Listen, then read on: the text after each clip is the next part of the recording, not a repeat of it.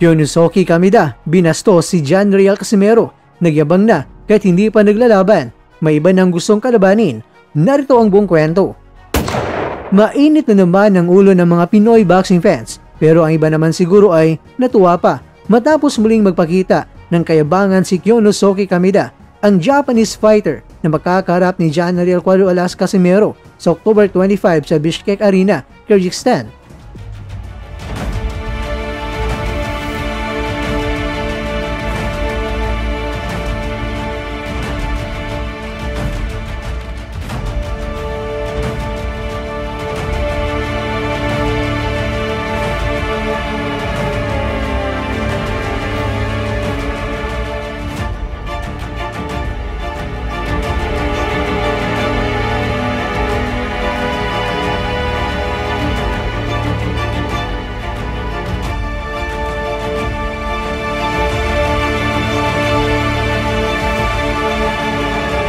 Sa gitna ng kanyang media workout sa Osaka, hindi lamang si Casimero ang kanyang binanatan, kundi pati ang pinsan niyang si Kazuki Kameda na tila gusto niyang kalabanin pagkatapos ng laban kay Casimero. Sa kanyang payag, halatang minamaliit ni Kameda si Casimero.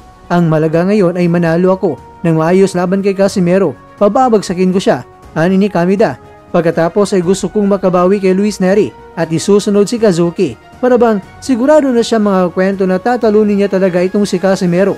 Kaya't pinag-uusapan na niya ang mga susunod na mga laban. Isang kilos na hindi kinatuwa ng mga tagahanga ni Casimero. Maraming may boxing fans ang nagsabing bastos o mayabang itong si Kameda dahil imbes na mag-focus muna sa kasalukuyang kalaban ay naglalatag na agad ito ng plano para sa iba. Sa Japan media, ipinakita pa ng batang Kameda ang kumpiyansa na tila walang halong kaba kay Casimero. Kahit pa ang Pinoy ay former 3 Division World Champion at may reputasyon bilang knockout artist. Hindi rin itinago ni Yonosuke Kameda na dumaan siya sa mabibigat na kabiguan bago ang laban niya kay Casimero. Natalo siya noong Pebrero kontra yan kay Luis Nery sa Mexico via technical knockout sa ikapitong round. At muling natalo noong Hulyo laban niyan kay Alan Picasso na siya namang harap kay Naoya Inoue sa Desyembre. Dalawang sunod na talo, ngunit sa halip na magpapakumbaba, tila nagamit pa ito ni Kameda bilang isang gasolina sa kanyang pagmamayabang. Sa panayam ay sinabi niya na pagkatapos kong matalo kay Picasso, muntik na akong tumigil sa boxing. Pero naisip ko, anong gagawin ko kung titigil ako? May anak na akong dapat protektahan. Ipinagmamalaki pa niyang sinasabayan ng pagiging ama ang kanyang karera sa boxing. Sinasabing nabibigay ito sa kanya ng bagong inspirasyon. Gayunpaman, sa mga Pinoy analyst, hindi sapat ang inspirasyon kung sa ibabaw ng ring ay kalaban mo si Casimero, isang veterano na dumaan sa mga digmaan.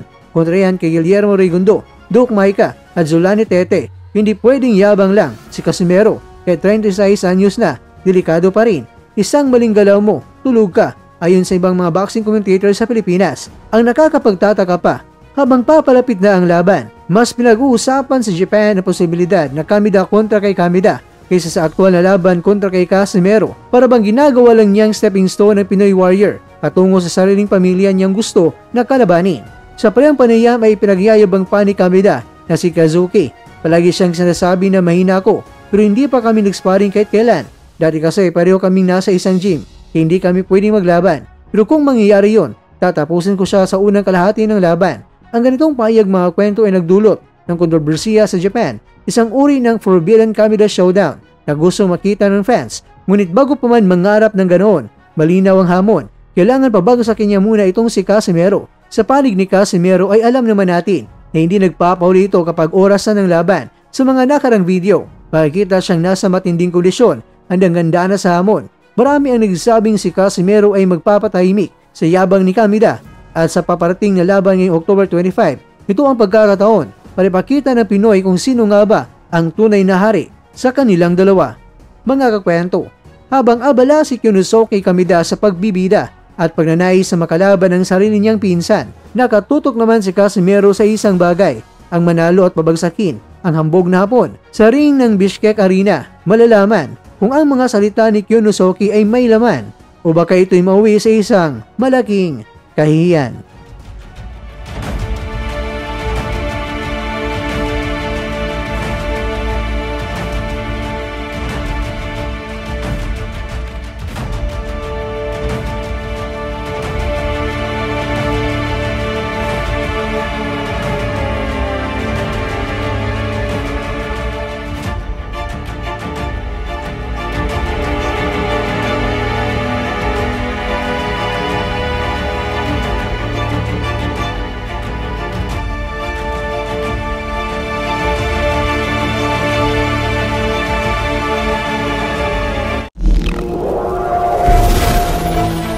At dyan nagtatapos ang ating kwento.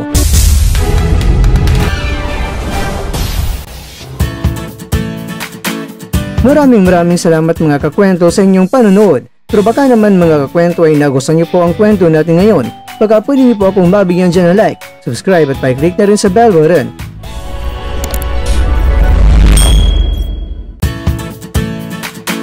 Pero bago tayo tatapos mga kwento, syempre, shoutout po muna tayo dyan sa ating mga kakwento. Kay kakwentong Kiko YouTube TV, kay kakwentong Orlando Samson, kay kakwentong Joseph Bagagnan, at kakwentong nanonood ngayon, shoutout sa iyo dyan. Bueno, lang dito na po muna ang ating kwentuhan, at abangan nyo na po ating susunod na video.